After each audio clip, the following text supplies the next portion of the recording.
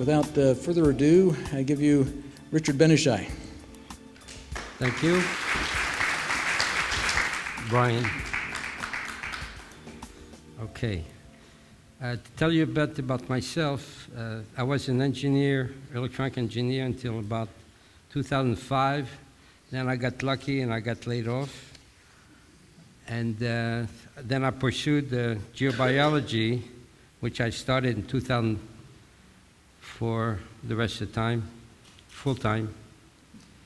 I don't miss anything about engineering. In geobiology, I'm capable of helping others, and I do that either through myself or with the help of my students. As Brian said, the entire world, we're kind of getting on to every country and everything that's negative and so on. And we're making a change. It may not be obvious right now, but that's because the way run the way they're supposed to. And we're helping in making a change. I teach in about 7 different countries. The United States is one of them. And I have students from all over that work with me once they have taken some courses, and once I taught them how to do the work for the good of the planet. Okay. What I'm going to show you now is something I started way back when I was taking one of my first courses in France. I was learning then. That was about 2002. And the teacher there, he said to me, why don't you look at the high energy places in your country? He meant Israel. I said, okay.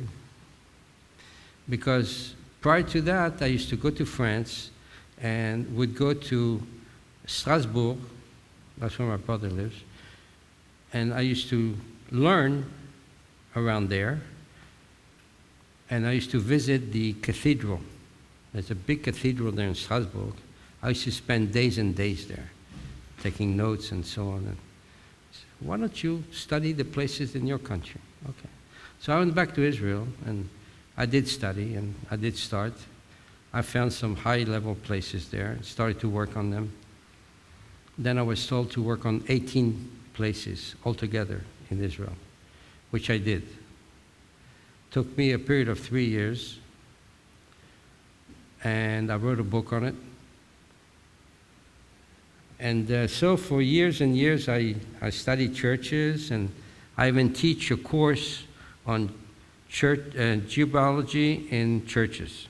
I teach that course in different countries, except the States, because here you don't have anything that's old type.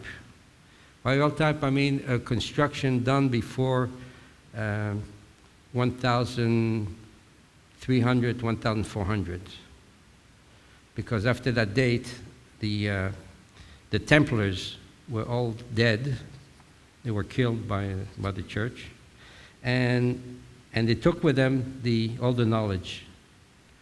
And of course, some people maybe knew some things, but everything was done. The Templars were the ones that used to build most of the cathedrals and the big churches.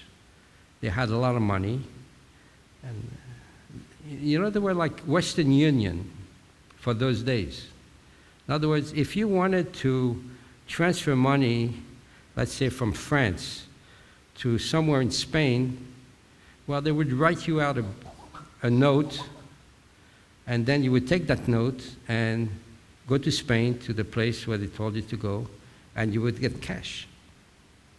Or you would send a note to somebody, and they would get the cash. Pretty much like Western Union today. And so they were in business of money, sending and buying things and so on, and they were also fighting the wars, the Crusader Wars. And they were becoming very powerful, so the church decided that it was best to do away with them. Well, that's a part. Then when I studied the synagogues, what I found out was there was a big resemblance between the layout, the energetic layout of a synagogue, to that I had studied in France for the churches. So it's the same. They use the same things. And last year I was in Turkey. I was teaching in Turkey, and before the classes, we had a couple days, and we visited 2 mosques. This was the first time for me. First time I visited a mosque. And when I visit a place like a church or a mosque or whatever, then I don't look up at the nice, beautiful windows. I look down, with my pendulum, with my antennas, and that's what I look for. I look for things that are usually unseen. And those things are the ones that give the place its energy. This is why when you go in a cathedral, you feel, as you get closer to the hostel, the altar, then you start to feel more and more energy. And so I had a chance to visit these 2 mosques, and lo and behold, they behave the same way than churches and synagogues. I found the same things there. So this presentation is basically on the comparison of these 3 types of buildings, just for you to see that they really are quite common. Well, let's first clear up a few things before we talk about the buildings so that you can follow.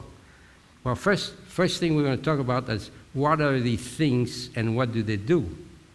Because if I describe these things to you in relationship to a home, well, they're all negative. Okay? What happens is when you go into a building like a synagogue or a church, cathedral or mosque, the building itself now is going to act pretty much like a dolmen. People know what a dolmen is? Basically, it's a table like this one, made of stone, one side, another side, and a big slab on top. Some of these are really huge. They weigh like 20 tons. Now, I don't know how they did the work then. And in a dolmen, they used to put these dolmens over currents of water. They used to feel the water by hands. They didn't have antennas. They used to feel the water by hand. And they would put the dolmens over the current as it was flowing into the village. In this way, there was a transmutation of energy from negative to positive. The water going under the village was positive energy. Okay? And that's what they did. They knew that.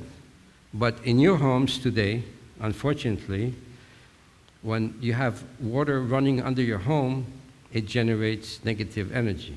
And you're going to see why. The same for faults, the same for chimneys, vortexes, let's say, same family, and the same for the Hartman and Curry networks.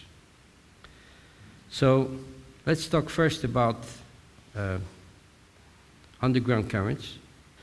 In underground currents, when you have the current running on the edges of the current, on the banks of the underground river, you have some very high energy, well, higher than the rest. It's in millivolts, but it's higher, and it's generated there. And you can feel that when you go over with the antennas. To detect the current, you can feel the antennas open up then. And the currents are negative for us, mainly because of this. What you see there, the Greek letter is called gamma. Those are gamma rays coming from outside of our atmosphere. Of course, some of them come also from inside the Earth, because the Earth there is in fusion, very high, 4,500 degrees Celsius. And the ones from below we don't care about, because they're not going to bother us. But it's the ones from the top that come, as you can see. There are some coming from the top, from outside. They're created by the sun, by other planets, and other places in the cosmos. They reach the Earth, and as we are sitting here, they are bombarding us. They come through our body and keep going. When they come through our body and keep going, we don't have any problem with it. Now, these little particles, gamma, they're just about the smallest thing that you can think of. They're the size of an atom. That's small. They have a tremendous mass in something like 100,000 kilo electron volts. It's like you're putting a tank into a grain of rice, and you just throw that thing, it's going to hit. So it goes through everything. It goes through our flesh, goes through wood, stone, steel, even through lead, and stone, of course. So it reaches down underground. If it didn't go through you, goes down, or even if it went through you, it still reaches down the ground, and it keeps going. The only thing that's going to stop that alpha ray is water. Water underground is not pure. If it was pure water, it would keep going. But there are particles in this water, and the water is going to reflect that gamma ray and absorb at the same time part of its energy. Like 70% is absorbed by the water. The rest is reflected back up. Now you have a gamma ray which is quite weakened by now because it went through a great distance, hit the water, it's going back up to the same distance of ground and stone and so on. And by the time it reaches our body, as you can see in this drawing, by the time it's already weakened and it's going to be blocked by our body because we are 70% water. Well, when it's blocked by our body somewhere, by some cell, it's going to stay there. It's going to radiate. The radiation is ionizing, meaning that it's going to change now the cell structure. And when you have a lot of these cells which are being changed, then you develop what we call a growth. And I'm talking about cancer. Or it can be something less of a cancer, but just as bad. That's how things happen, because we were born to be healthy, not to be sick. So the Mother Earth that we so dearly love, at the same time makes us sick. Well, we're renting the place. It's her place. We're here temporarily. So underground water can cause very serious problems. And once we have blocked the underground water in a home, and I teach people how to do that, it's not difficult. Once we block that, then we got most of the problems licked. And, okay, so we see that in homes, underground water is very negative. By negative, we mean not good for our health. Positive is good for our health, right? That's the definition. When the water enters the church, right at the very line of the building, you're going to have a transmutation of energy. It's going to go from negative, there's going to be maybe half an inch where it's no man's land, You don't know if it's positive or negative. And then as you move in forward with the pendulum, it's going to be positive. So there is a transmutation of energy which is clearly defined and caused by the building, which is the church or whatever, synagogue or what have you. Now, that's how it works. And I thought that you should know that underground water acts differently under homes and under religious or places of cults. Next thing that is a problem are underground faults. Now, underground faults in homes can create havoc. If you sleep on an underground fault, and you have your arm on it, when you wake up in the morning, your arm's going to hurt bad. If it crosses your legs are going to hurt badly. Underground faults are kind of rare under people's homes. They're rare. That's why I don't consider them as a number 2, but as a number 3, because, yeah, they hurt a lot, but you don't find them under every house. Thank goodness. And faults are a displacement of the underground. Whether it's, you can have also sand on one side and earth on the other side. You can have rock on one side and sand on the other side. Where you have a difference like this in the terrain, that's called a fault. You can have also a splitting of the rock.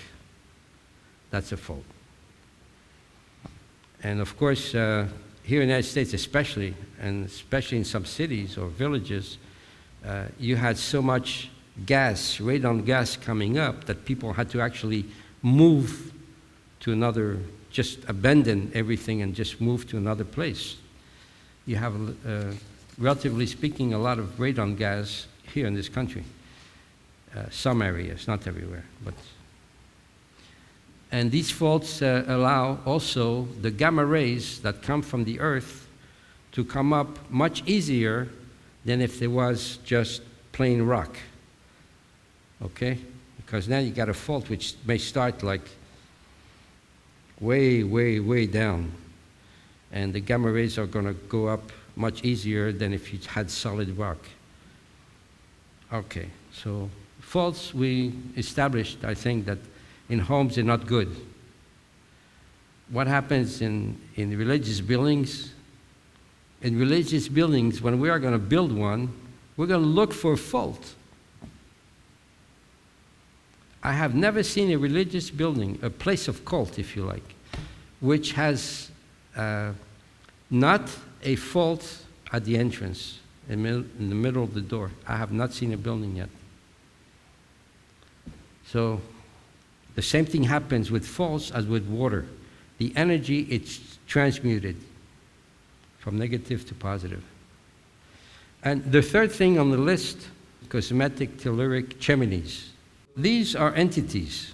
They're created by Mother Earth, and they're created so as to, it's like a tool, like a vacuum cleaner in your house.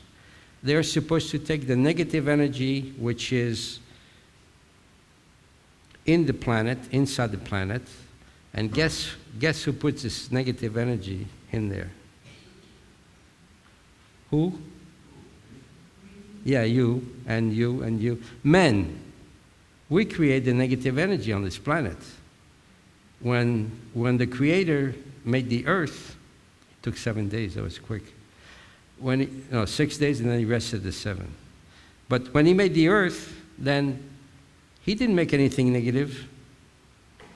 Everything was positive. Man comes along, the legend, the story, Abel and Cain, that was the first blood that spread. And ever since then, we've been doing nothing but putting blood on the ground and negative energies, and you name it, we do it. Even the thinking that you may have, okay? You're thinking about your neighbor. You say, oh, that son of a, just saying that, it creates now, you dissipate this negative energy, it goes into the walls of your house, of course, and it also goes on the ground. And when enough people do that with a negative thinking, then it goes into the earth and saturates it. In order to clean itself, the earth created chimneys. I'm going to say, I'm almost positive that when the earth was created, there were no chimneys. It came out of necessity. After man did so many things to make it negative, the earth created chimneys, and the chimneys, as you can see there, part of the chimney is in the ground, part is above ground. It is invisible to the eye, but nonetheless, it's there, it exists. I teach people how to locate them in a house. and how to move them outside the house to a special place.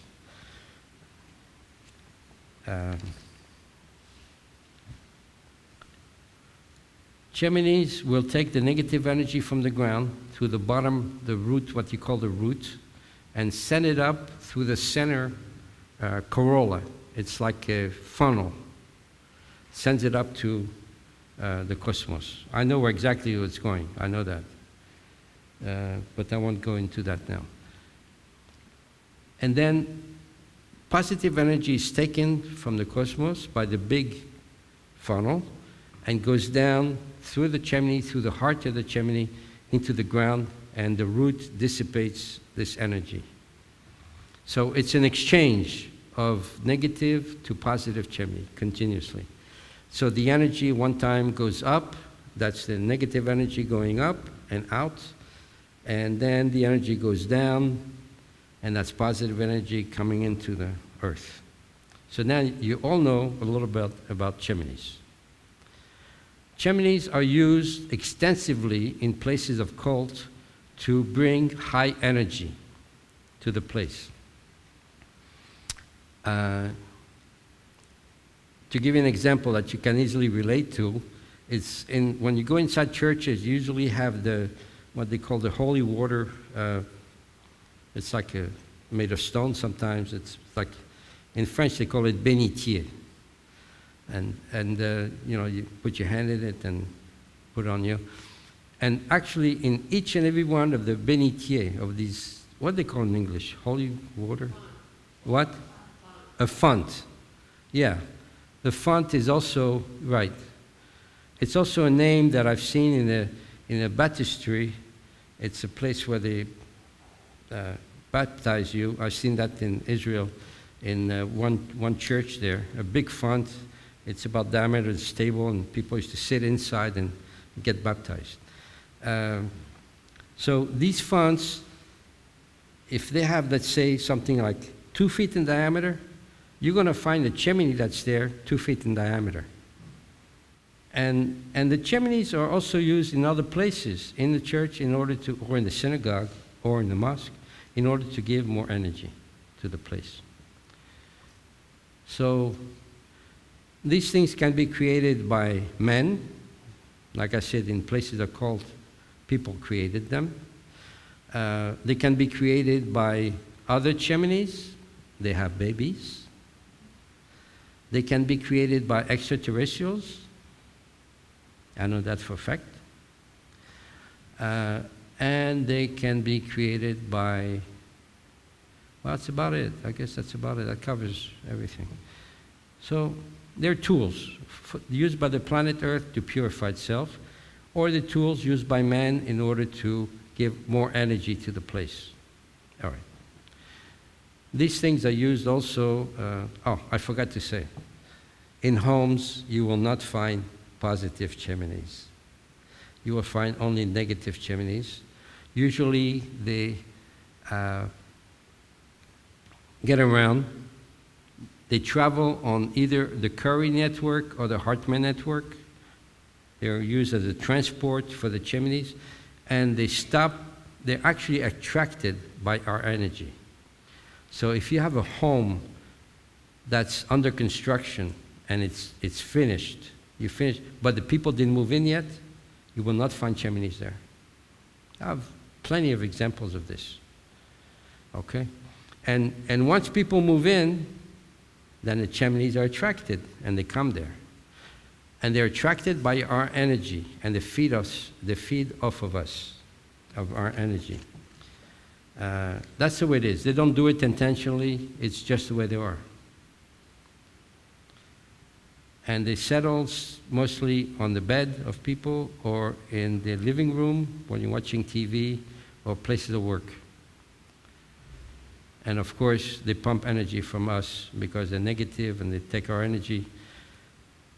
In churches, in synagogues, in mosques, and in other places, sometimes outside in the countryside, you will find positive chimneys only. Okay?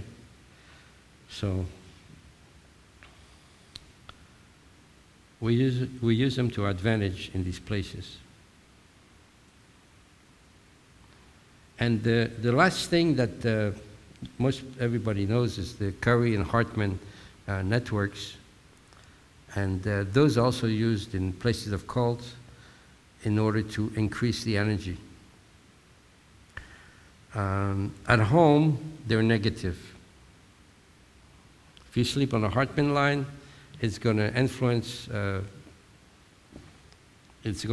your body, your cells in your body. It work on the cell level and influence you. The minute you enter a church, all that negative network outside becomes positive, the same.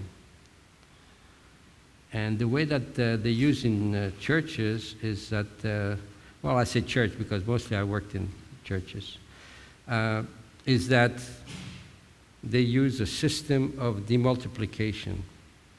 Not multiplication, but demultiplication, where they take a single Hartman or Curry line and mentally they split it to 3, 5, sometimes 7 different lines. One line being negative, the rest being positive. You see? And so in this way, they can improve the energy in the place. You have a lot of energy, especially when they do it in the walls, where the outside of the wall is negative and the center and the inside of the wall are positives. They use that in columns. You see a lot of columns in these old churches. Well, the energy of going under the column, that also is split from one single line, and I've checked this many times. Depending on the number of columns you have a different number of splits. And this energy goes up the column and comes back down to the people here. They are like showered by positive energy. Okay. All right. This is way back. This is like, what to say, 15th century before the Common Era. So almost about 3,500, 4,000 years ago. You had the pharaohs, you had the dynasty, the Egyptian dynasties. This particular temple was done by a name like this, Amephobois or something like that. It's about minus 1,350, something around there. Took him a few years, like 40 years. This is called the Temple of Men. The reason it's called the Temple of Men is because it is done according to the human structure. There were studies done way back in the 50s by a young lady and her father on this temple, and they found out that this was done by parts, 9 parts, each one depicting a particular area on the body. What you notice here in particular is that the shape. It's not straight like this building. No, somewhere along the line there is a turn. I think it's quite evident here. See the turn? Does everybody see the turn? Anybody doesn't see the turn? It goes up like this on an angle and then straight up. See that? Okay. Why did they do that? Because already then they were using the fault that was there as the centerpiece, as the tool to increase the energy in the building. And the fault was not straight, so I said, okay, it's not straight. They build the place according to the fault. They didn't worry too much about aesthetics, and that's what they did. That's what you got there already back then. They used the fault in order to, and you can see also the blue lines. The blue lines are underground water streams. Of course, they're outside, they are negative. The minute they enter the temple, they're positive. Okay? And you can see that they placed a lot of the important locations in this temple, they placed it over crossings of underground streams, which is what is being done which was done when construction was done for churches and synagogues and so on.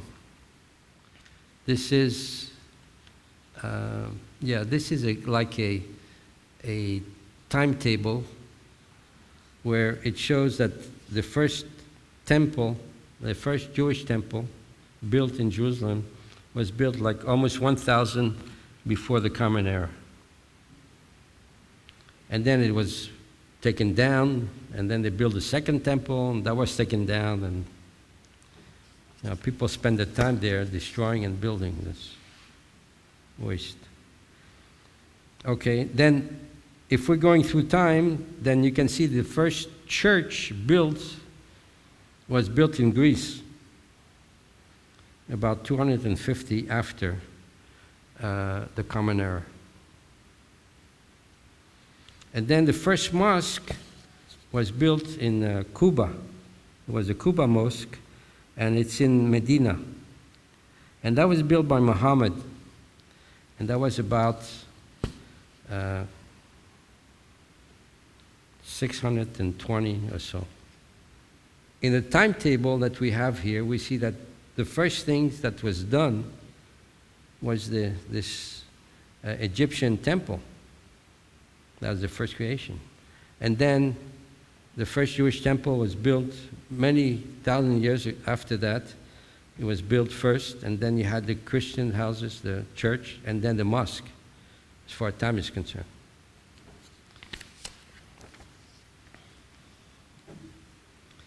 So we can assume that I used to say the synagogue was a model for the others, but I would say more now today that the Egyptian temple was the model for the rest of the religious buildings. Let's start with the Jewish temples. I took this one because it's one that I visited, of course, and so on, and I worked on it. But in this picture, you see on the left side, in blue, you have what a reconstructed model of what that building used to look like. On the right side is what it looks like today. So it was a 2-floor structure. The second floor used by the women, that's usually the case in most places, is that the women are separated from the men. It's also true in the mosques, but there's some good reasons for that. And then one side of the building, the right part, was used like a hall, like a community center, where people used to go there and buy things, sell things, and just have a drink together maybe, or what have you, or play games. And the left side was the actual synagogue. You can see there are still some columns left there. And I'm going to move to the actual picture. There you go. I did the analysis of that synagogue, and what I found out was that the Hartman and Curry lines were exactly under the center of the columns. What happens, it's not like I believed at first. For a couple of years, I went on believing that they built the columns right on top of the crossings. How foolish. What happens is that people, geobiologists at the time, with their hands, they moved the lines to where they wanted to, and they blocked them in place. This is something I also do in the classes when we study. I teach that people had to move the lines just to see that we have the mental capability of doing such things. What you have in the center, right there in the center, is a fault. People look for that fault in order to build the synagogue on it. Now, this synagogue was the one that Jesus used to attend as he was a youngster, maybe 25, 30, and he would preach there. And what you can also see on this is that right where the fault is, you also have an underground current running the whole length of the building. And you also have an underground current running at the top of the building where the altar was. So now you have a water current. You see, this is the altar. I'm not preaching today, I'm off duty. This is the altar, and you have one underground current exactly the length of the table, the width of the table, going from one side to the other. And you also have another one going straight down to the entrance and out to the back. So you have a crossing. The energy of that crossing, of course, both currents are positive, right? So it's very high. And at that place, it's a spiral vortex. One side of the vortex is positive, the other side is negative.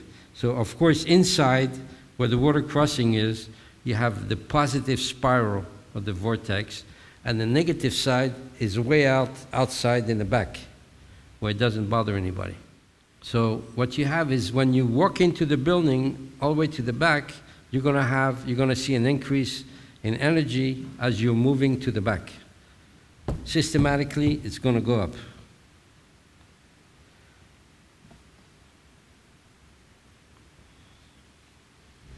So this is the synagogue, okay? Now watch what happens to the other buildings. Yeah, I took another church that I studied. I used to learn there. In France, I went there many times. I studied there. This is from the 15th century, about 1430. And it's in Alsace, in France, Rheinecker. It's near Strasbourg. Very interesting things about that building. I read about it. I got the measurements for it. And what happens is that the nave, you know what the nave is? It's the main center part of a cathedral or a church. It's the nave. The dimensions of the nave are like 1490, 14.9 by 9 meters. Now, I don't know how exact these things are, but if you divide one by the other, or if you take the golden ratio, which phi, you take phi, which is 1.456, 1.618, 1618. If you take that and you multiply it by the width, you're going to get the length. So that church was built according to the golden number. The first temple in Jerusalem was built by the golden number. The Cathedral of Strasbourg was built by the golden number. Many things were built by the golden number. And also, the angle of the roof, I don't know if I see it here, if I show it. Yeah, you have it here. You have the main roof. You have an angle there which is exactly 72 degrees. Now, 72 is a number, like a magic number. Okay? You have 72 angels. You have 72 degrees in a pentagram. And pentagram is something very powerful, energetically wise. It takes negative energy, transmute it to positive energy.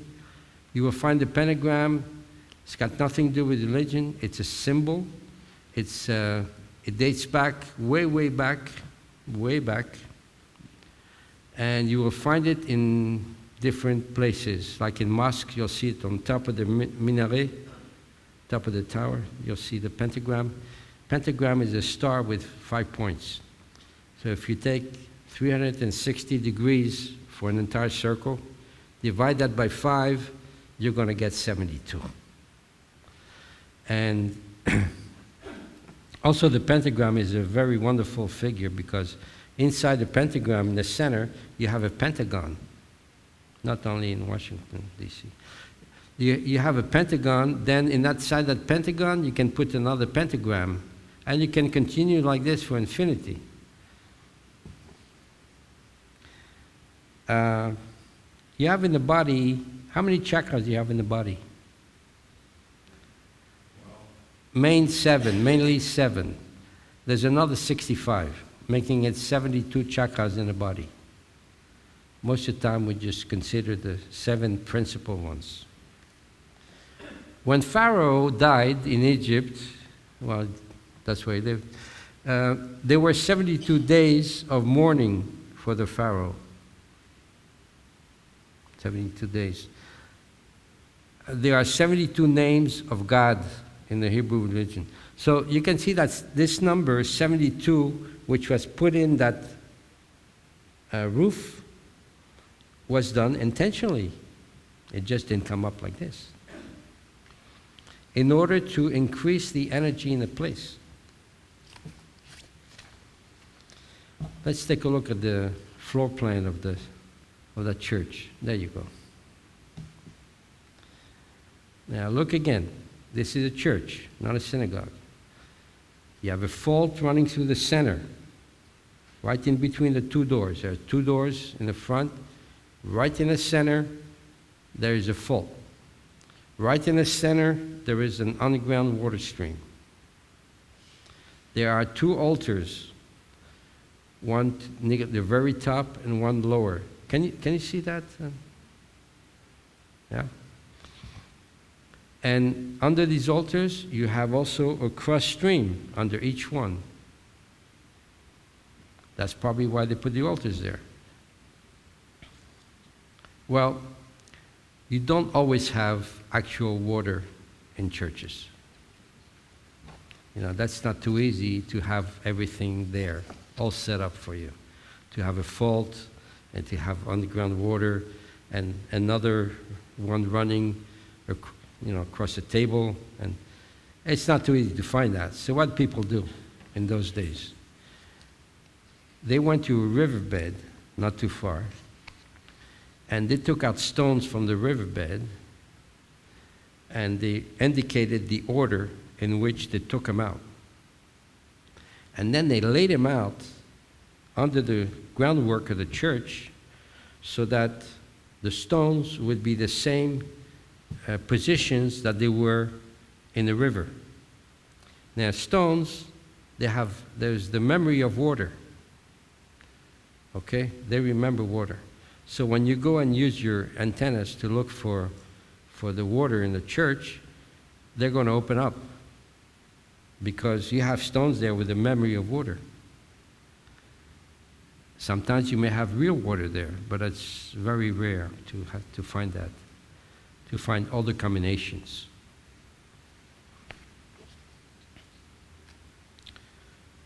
Again, you have at the main altar, you have a spiral from a vortex, positive spiral. You go outside in the back of the church, maybe 50, 60 meters, you'll find the other negative spiral because one has to be positive here and to balance negative spiral outside. And this is where this is the maximum energy location in the church. They put the hostie, how do you say, what they give the what? The host, yeah. In French it's called hostie, I don't know. And they give that, they're located inside the little tabernacle, and that is the highest energy location in the church. Okay.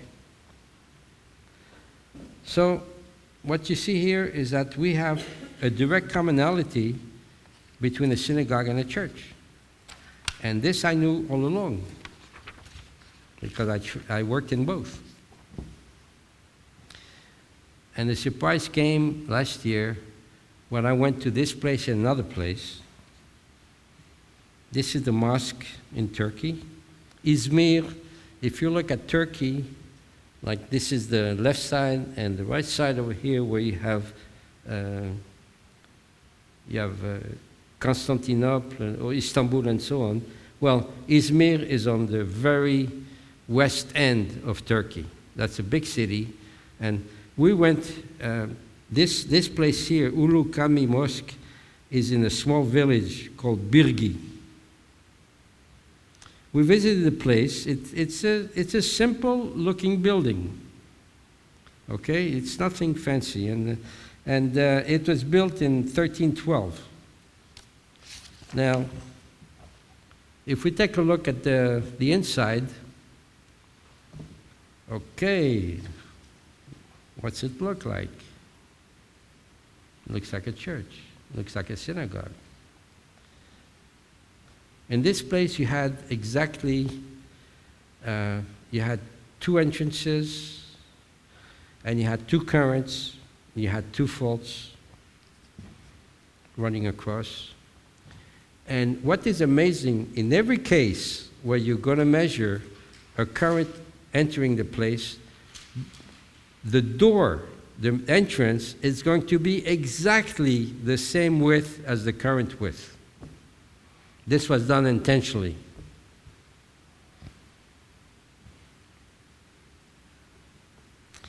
As you increase, as you go in from the bottom part of this drawing to the top part, the energy increases as you progress along. The same as you would if you were in a synagogue or in a church or in a cathedral. The same. The electromagnetic networks, Curry and Hartman, they are also located under the columns inside this mosque.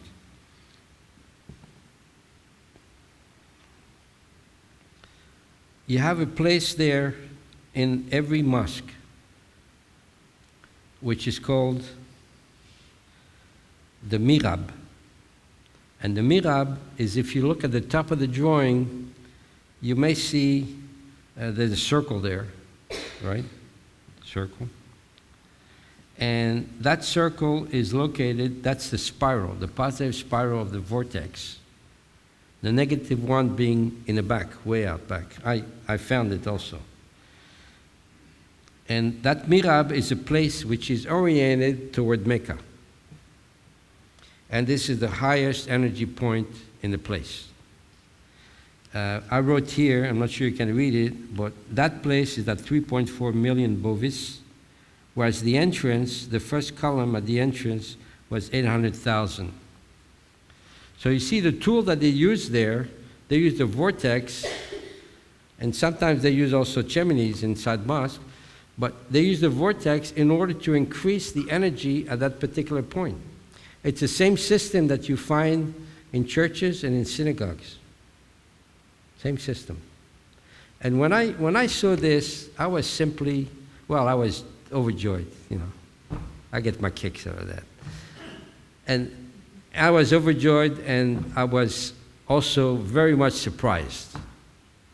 I was surprised. Because basically, we're all the same.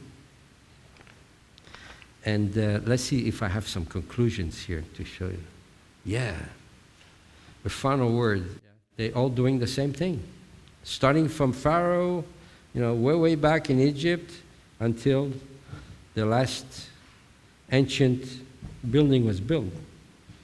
Every building, whether church, synagogue, or mosque, by its form, is going to change the energy from the outside inside.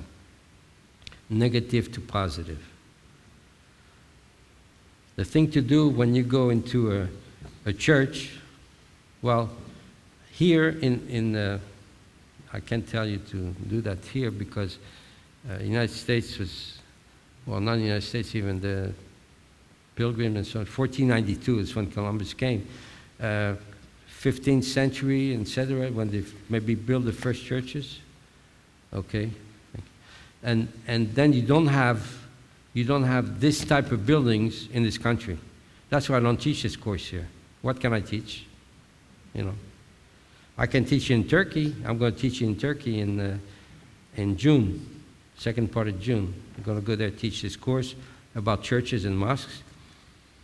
And I can teach it in France. I can teach it in Portugal. everywhere where there are some new churches, some old type churches. And that's it for that. I hope that you have any questions. You have to talk loud. Why doesn't the house change the energy the way the church does? Well, because the house, Do you use all of them? well, no, the house is built just any which way, with no considerations for energy. If you were to build a house using the same guidelines you have here, in other words, use your cubit or use the gold number, or use square root of 2, square root of 3 in your dimensions of the rooms. If you did that, if you considered underground water, if you did all these things, you may get something like that. But today we build, how do we build? We build with concrete and metal. That's not very energetic. As a matter of fact, concrete, it spits out pollutions for like 10, 12 years, bad gases, until it's cured. And so that's why you have places of cult or religious buildings with high energy, because they were particularly designed to do that in order to elevate your spirits. I like to teach the course with the churches. I like that. I'm Jewish, but I like to teach the course. It's got nothing to do with it. I don't teach religion. I teach geobiology. Cathedrals that you see in France, they all built before 1400. All the cathedrals. Reims, Poitiers, Nîmes, Strasbourg, Paris. You know the cathedral in Paris, Notre Dame? When you go inside, it goes straight and then all of a sudden it goes to the side. Why? You should know now why. Because the fault is crooked. So they build the building to match the fault. And that's about it I have to offer for today.